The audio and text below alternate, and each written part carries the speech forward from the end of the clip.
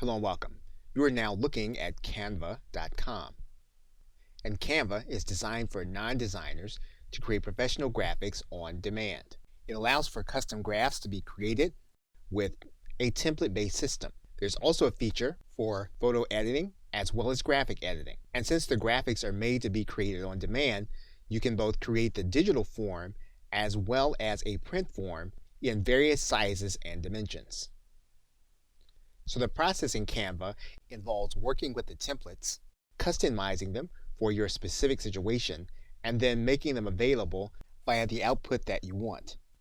Now in this course, we're going to work with all of the basics of customizing the templates and then outputting them in different sizes and shapes. And whether you decide to work on your mobile or desktop, you'll be in position to know whether you want to work with the paid or upgrade version or whether you can use the free version. Okay, so with that, thanks, and I will see you in another